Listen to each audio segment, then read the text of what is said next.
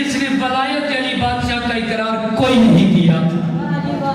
وہاں پہ تاریخ بتاتی ہے کہ ان پتھروں میں سے سب سے پہلے جس پتھر نے ولایت علی بادشاہ کا اقرار کیا وہ ہے فیروزہ، یعنی فیروزے نے اللہ کے دربار میں علی بادشاہ کی ولایت کا سب سے پہلے اقرار کیا۔ مالک نے اسے مبارک قرار دیا۔ پتھر تو دوسرے بھی ہیں، یہ سڑکوں پہ پڑے ہوئے، لیکن جنہوں نے ولایت علی بادشاہ کا اقرار نہیں کیا وہ سڑکوں پہ پڑے ہوئے ہیں، اور جنہوں نے اقرار کیا ہے انہیں ہم ہاتھوں پہ پہنے ہوئے ہیں، وہ ہمیں اپنی جان سے بھی پیارے۔ سبزیوں میں سے جنہوں نے ولایت علی بادشاہ کا اقرار کیا وہ آج ہمارے لیے حلال ہے، جنہوں نے نہیں کیا وہ آج ہم پہ حرام ہے۔ یہ پطرس کو جو سزا ملی تھی، تاریخ بتاتی ہے کہ اس کی وجہ یہ تھی کہ جب مالک نے کہا نا کہ ہر کوئی فرشتہ ہے، انسان ہے، پھل ہے، کو پتھر ہے، ہر کوئی ولایت علی بادشاہ کا اقرار کرو، ہر کسی نے ولایت علی بادشاہ کا اقرار اسی وقت کیا۔ اس پطرس نے علی بادشاہ کی ولایت کے اقرار میں تھوڑی دیر کے لیے صرف سوچا تھا، جیسے ہی سوچا مالک نے اسے سزا دی۔ جب سزا دی زمین پہ پھینک۔ اب جبرائیل سے کہا بھائی ان سے کہیں مجھے بھی اٹھا دے، مجھے یقین ہے کہ اس دربار سے مجھے شفا ملے گی۔ پطرس فرشتوں نے اٹھایا، نبی پاک کے دربار میں جبرائیل نے سلام کیا، باقی فرشتوں نے درود پڑھا۔ سلام و درود کے بعد جبرائیل نے کہا کہ مالک اور یہ سارے فرشتے آپ کو آپ کے نواسے کی آمد پہ مبارکباد دے رہے ہیں۔ نبی نے کہا ہے مبارک۔ جب بات ہو چکی تو جبرائیل فرشتے نے کہا یا نبی اللہ، یہ فرشتہ ہے جس کا نام ہے پطرس، اس سے مالک کے دربار میں سزا ملی تھی، تو یا نبی اللہ یہ کہتا ہے کہ میرا ایمان ہے، میرا عقیدہ ہے کہ اس دربار سے مجھے شفا ملے گی۔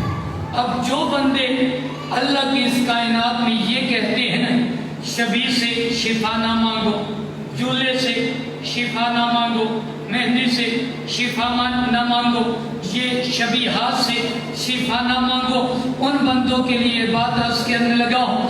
جیسے ہی جبرائیل نے کہا نا کہ یا رسول اللہ اس پطرس فرشتے کا اس بات پہ ایمان یقین ہے کہ اسے آپ کے دروازے سے شفا ملے گی، تو نبی فرماتے ہیں کہ جبرائیل اسے اٹھاؤ، حسین کے جسم کے ساتھ نہیں بلکہ حسین کے چولہے کے ساتھ مس کر۔ ماشاءاللہ، جسم کے ساتھ نہیں بلکہ چولہے کے ساتھ مس کر۔ جبرائیل نے فرشتوں کو حکم دیا اسے اٹھاؤ اور کریم کربلا کے چولہے کے ساتھ مس کر۔ تاریخ کہتی ہے جیسے ہی اس کو مولا حسین بادشاہ کے چولہے کے ساتھ مس کیا گیا اس سے شفا ملی۔ اب اس نے یہ دعویٰ کیا ہے کہ ممی سے جیسے ہی اسے شفا ملی، نبی کو سلام کیا، مولا حسین بادشاہ کو سلام کیا، آسمانوں کی طرف پرواز کی۔ پرواز کرتے ہوئے اب اس نے یہ اعلان کیا کہ مم مثلی ہے کو مجھ جیسا۔ جبرائیل نے کہا کہ تجھ جیسا کوئی نہیں، تجھ سے بڑے بھی ہیں، میں جبرائیل تمام ملائکہ کا سردار ہوں، میں بھی ہوں، تو کیسے یہ دعویٰ کر رہا ہے کہ مجھ جیسا کوئی نہیں ہے؟ جیسے ہی جبرائیل نے کہا نا کہ پطرس تو یہ دعویٰ کیوں کر رہا ہے کہ مجھ جیسا کوئی نہیں، پطرس مسکرایا اور پطرس کہتا ہے بھائی جبرائیل اللہ کی اس کائنات میں مجھ جیسا کوئی ہو ہی نہیں سکتا، کیوں؟ اس لیے کہ میں اللہ کی اس کائنات میں پہلا وہ مریض ہوں کہ جسے حسین کے دروازے سے شفا ملی ہے۔ اللہ کی اس کائنات میں میں پہلا وہ مریض ہوں کہ جس سے حسین کے دروازے سے شفا ملی، اور واقعی یہی فرشتہ ہے کہ جسے سب سے پہلے مولا حسین بادشاہ کے دربار سے شفا ملی۔ یعنی اب پتہ چلا نا میں نے پہلے جو بات کی، بہت سارے جی میں نے پہلے بات کی کہ اس دربار میں آ کے صرف ہم انسان نہیں شفا مانگتے، بلکہ ملائکہ بھی مانگتے ہیں، تو میں نے بتا دیا یہاں پہ آ کے جو مانگو وہ آل محمد عطا کرتے ہیں، لیکن شرط یہ ہے کہ انسان خلوص نیت دربار امام حسین علیہ السلام ہے، یہ بڑے کریم ہے۔ اور پھر میں نے عرض کیا تھا کل کی مجلس پاک میں بھی کہ کوشش کیا کرو کہ اس کائنات میں جو دوسرے اپنے مسلمان بھائی ہیں انہیں بھی مجلس ادا میں آنے کی دعوت دیا کرو، ماشاءاللہ۔ کیوں؟ اس لیے کہ یہاں پہ آ کے انبیاء کا ذکر ہوتا ہے، یہاں پہ آ کے ملائکہ کا ذکر ہوتا ہے، یہاں پہ آ کے اللہ کا ذکر ہوتا ہے۔ مسلمانوں لنگر کرو یا نہ کرو یہ تمہاری مرضی، لیکن یہاں پہ آ کے بیٹھو تو صحیح۔ کیوں؟ اس لیے کہ میں نے معصوم کا فرمان پڑھا ہے، معصوم فرماتے ہیں کہ اللہ کی اس کائنات میں جو وقت بھی امام حسین علیہ السلام کے گھر میں گزارا جائے وہ انسان کی زندگی میں شمار ہی نہیں کیا جاتا، ماشاءاللہ۔ جو وقت ہمارا امام حسین کے گھر میں گزرتا ہے وہ ہماری زندگی میں شمار نہیں کیا جاتا، یعنی یہاں پہ ہم نے بیٹھنا ہے یہ ہماری وقت زندگی میں رہے، یہ ہماری زندگی میں شامل نہیں۔ یہاں پہ جتنی دیر بیٹھو گے یہ تمہارے وہ زندگی کے لمحات ہیں، یعنی مسلمانوں سے یہی کہو یہاں پہ آپ کیوں؟ اس لیے کہ جو دعا کہیں پہ قبول نہ ہو وہ یہاں پہ قبول۔ چلو میرے ذہن میں ایک فرمان میرے سامنے آ گیا، وہ آپ کے اذہان میں آ گیا تھا کہ یہ جو ہم عزادار ہیں، مولا حسین بادشاہ کو ماننے والے، نبی کا کلمہ پڑھنے والے، باقی ائمہ علیہ السلام کو ماننے والے، ان کا مقام کتنا بلند ہے۔ میں فرمان کے مطابق ہم جو عزاداری امام مظلوم کربلا ہے ہمارا مقام کیا ہے؟ ہم جب لوگوں سے کہتے ہیں حضرت جی کہ مولا حسین ہماری شفاعت کرے، لوگ کہتے ہیں کہ یہ کیسے ہو سکتا ہے کہ مولا حسین تمہاری شفاعت کرے یا مولا حسن تمہاری شفاعت کرے۔ اور میں معصوم کے فرمان کے مطابق آپ کا مقام بتانے لگا ہوں، اور جو بندے یہ کہتے ہیں نا کہ مولا حسین سے شفاعت کیسے کریں گے ان کے لیے یہ فرمان ہے۔ میں نے تاریخ میں پڑھا ہے، معصوم فرماتے ہیں کہ جب مولا حسین بادشاہ کے ماننے والے مولا حسین بادشاہ کے مادمی معاشر کے میدان میں جمع کیے جائیں گے نا تو ایک مادمی چلتا ہوا مولا حسین بادشاہ کے قریب جائے گا اور جا کے کہے گا مولا میں دنیا میں آپ کا ماتم کرتا رہا، میں دنیا میں آپ کا غم سن کے روتا رہا، میں دنیا میں آپ کے فضائل سن کے خوش ہوتا رہا، مولا میرے لیے کیا اجر ہے؟ معصوم فرماتے ہیں کہ جب مولا کا آدمی مولا سے کہے گا نا کہ میں دنیا میں آپ کا ماتم کرتا رہا، دنیا میں آپ کا غم سن کے روتا رہا، میرے لیے اجر کیا ہے؟ مولا حسین بادشاہ مسکرا کے کہیں گے اے میرے عزادار، وہ سامنے گناہگار ہیں، ان گناہگاروں میں سے 70 اپنی مرضی کے گناہگاروں کو جنت میں لے گا، ماشاءاللہ جیو، اپنی مرضی کے گناہگار 70۔ یہ تمہارے رونے کا اجر ہے، یہ تمہارا اس صفحے عذاب پہ بیچنے کا اجر ہے کہ آواز آئے گی کہ اپنی مرضی کے 70 گناہگاروں کو اے میرا عزادار تو جنت میں لے جائے۔ یہ ہمارا مقام کہ ہم جو یہ صفحے عذاب پہ آتے ہیں یہ ہمارے لیے اجر ہے، یہ ہمارا مقام کہ ہم 70 گناہگار، جب مولا کا عزادار گناہگاروں کی شفاعت کر رہا ہے تو پھر مولا حسین بادشاہ شفاعت کیسے نہیں کر سکتے؟ ماشاءاللہ۔ پھر میں نے دوسرا بات جو تاریخ میں پڑھی ہے روایت، کہ اس روایت میں ملتا ہے کہ جب کوئی مولا کا عزادار اس دنیا سے چلا جاتا ہے اور اسے قبرستان میں دفن کیا جاتا ہے، قبر میں جب اسے دفن کیا جاتا ہے مولا کی عزادار، تو روایت بتاتی ہے کہ اس کے ارد گرد جو 40 قبریں ہوتی ہیں نا ان قبروں سے اس عزادار کی وجہ سے عذاب کو ہٹا لیا جاتا ہے۔ یہ ہے مقام عزادار کہ جس قبرستان میں مولا کے عزادار کو، مولا کے ماتمی کو دفن کیا جاتا ہے، وہاں پہ جو اس قبر کی ارد گرد 40 قبریں ہوتی ان 40 قبروں سے عذاب کو ہٹا دیا جاتا ہے۔ وہ جو 40 قبروں کے عذاب کو ہٹایا جاتا ہے، وہاں پہ جو بندے دفن ہوتے ہیں، بس عزادار کا مقام بتا رہا کہ عزادار کو جب قبرستان میں دفن کیا جاتا ہے، تاریخ بتاتی ہے کہ جب عزادار کو دفن کر لیا جاتا ہے تو اس کے ارد گرد جو 40 قبریں اور ہوتی ہیں، اس عزادار کی وجہ سے ان قبروں سے عذاب کو ہٹا دیا جاتا ہے۔ وہ جو 40 قبروں کے بندے ہوتے ہیں، وہ کہتے ہیں فرشتوں سے کہ اے فرشتوں، کیا ہمارے پچھلے جو رہ گئے انہوں نے کوئی نیکی ہمارے لیے بھیجی کہ جس کی وجہ سے ہم سے عذاب کو اٹھا لیا گیا؟ فرشتے کہتے ہیں مالک کا شکر ادا کرو، تمہارے قبرستان میں مولا حسین بادشاہ کا ماتمی دفن ہو گیا۔ اس ماتمی کی وجہ سے، اس عزادار کی وجہ سے تم سے عذاب کو ہٹا دیا گیا۔ اور یہاں پہ آ کے میں نے عرض کیا کہ یہاں پہ آنا ہمارے لیے خوش قسمتی، یہ ہمارے مقدر اچھے، کیونکہ اللہ کی اس پوری کائنات میں عزادار امام حسین علیہ السلام ہے۔ میں نے کل کی مجلس میں ایک بات عرض کی تھی کہ اللہ کی اس کائنات میں کوئی بڑے سے بڑا بھی رئیس ہونا، جس کے پاس بہت مکان ہو، بڑی جائیداد ہو، مجھے بندہ وہ دکھائے کہ یہ سب سے بڑا مالدار ہے، اس کے پاس سب سے زیادہ مکان ہے، سب سے زیادہ جائیداد ہے۔ نہ بندہ خدا اللہ کی اس پوری کائنات میں نظر دوہرا کے دیکھو کہ جتنے مکان اس کائنات میں علی کے لال حسین کے ہیں، اتنے کسی اور کے ہیں ہی نہیں۔ ماشاءاللہ، جتنے مکان مالک آپ بچوں کی زندگیاں دراز فرمائے، مالک ان بزرگوں کا سایہ ہمارے سروں پہ قائم و دائم فرمائے۔ یعنی اللہ کی اس کائنات میں جتنے مکان مولا حسین بادشاہ کے اتنے کسی کے نہیں۔ چلو ایک بات اور عرض کرتا جاؤں کہ اس کائنات میں کوئی ایسا بندہ جس کے بہت زیادہ نوکر ہو، بہت زیادہ غلام ہو، وہ یہ نہیں کہہ سکتا کہ اللہ کی اس کائنات میں میرے سب سے زیادہ غلام ہیں، میرے سب سے زیادہ نوکر ہیں۔ آج دیکھو سارا دن بھی مجلس سے ہو رہی ہے، ساری رات بھی مجلس سے ہو رہی ہے، اور یہ جو عزادار ہیں نا، یہ مولا حسین بادشاہ کے نوکر ہیں۔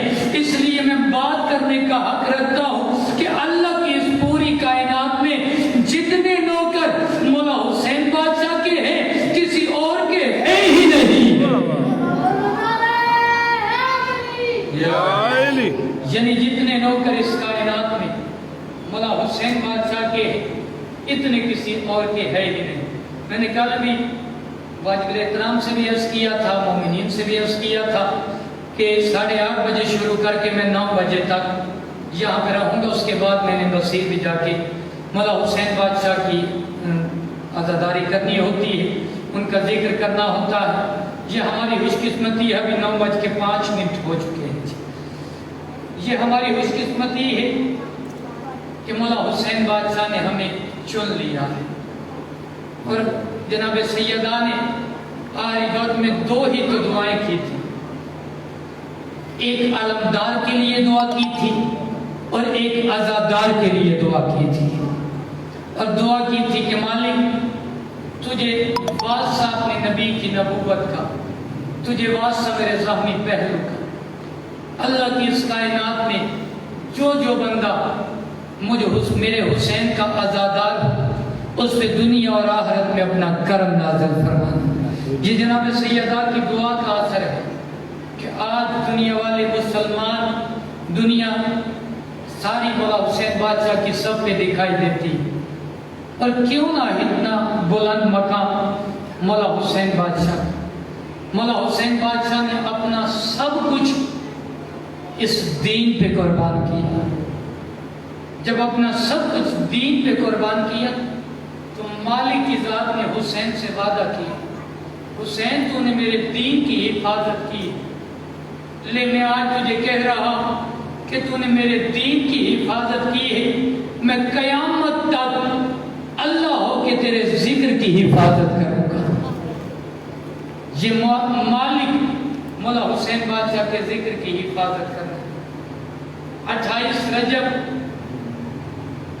जब मौला हुसैन बादशाह मदीना छोड़ने लगे तो मदीना छोड़ते हुए बीबी आलिया सलामुल्लाह अलैहा मौला हुसैन बादशाह के करीब हाथ बांध के कहा भैया कहाँ की तैयारी? कहा करबला की तैयारी। कहा भैया आप करबला चले जाएंगे, बाद में मेरा क्या बनेगा? मौला हुसैन बादशाह रो के फरमाते हैं आलिया मैं बानी शरीयत हूँ, मैं जानता हूँ कि किसी मसूर को उस वक्त तक अपने घर से बाहर नहीं निकलना चाहिए कि जिस वक्त तक शोहर इजाजत ना दे।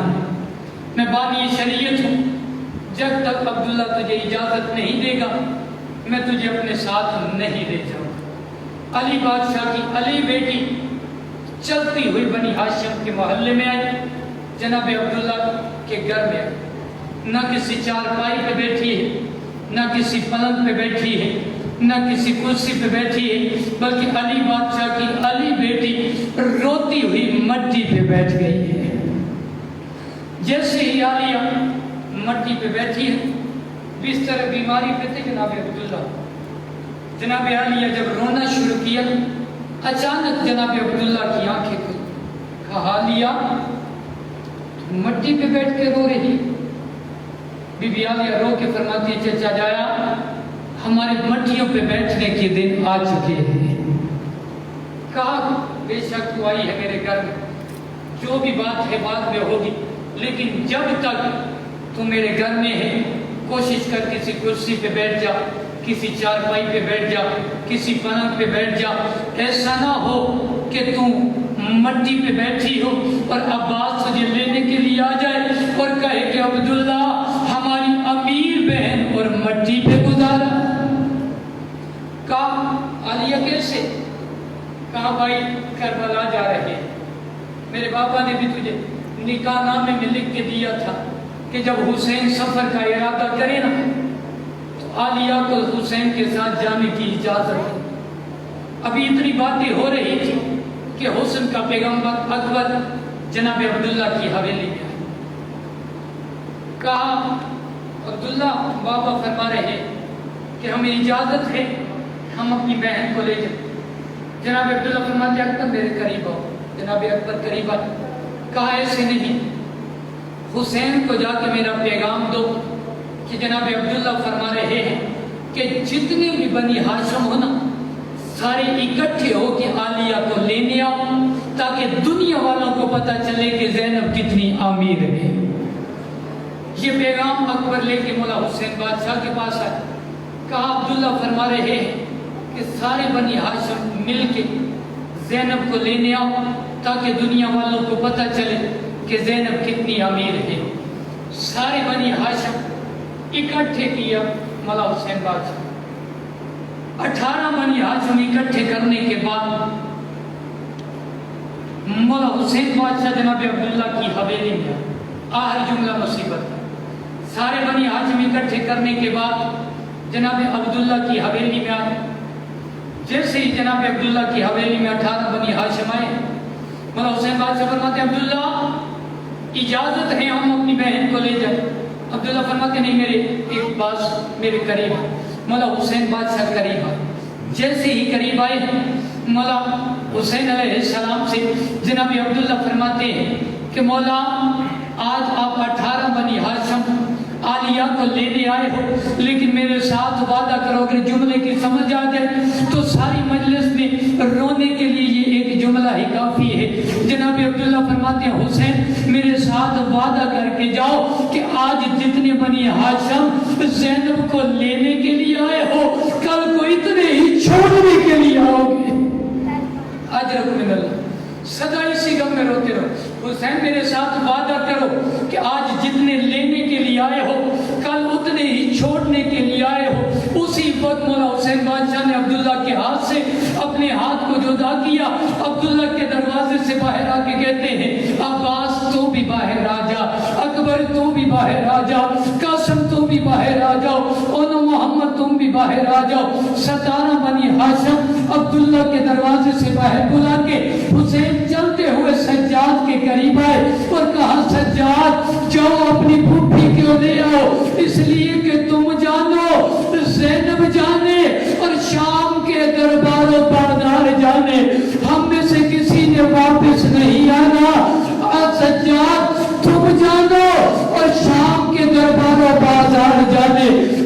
جناب عالیہ کی کہ جناب عالیہ کو لے کر 18 بنی ہاشم گئے تھے، لیکن جب لے کے آئے ہیں تو صرف سجاد واپس آئے۔ وَعَلَى رحمت اللہ علی القوم الظالمین فَسَجَدَهُ الَّذِينَ أَجَّنْجَنْ كَالِبُ الْمُنْكَرِمُ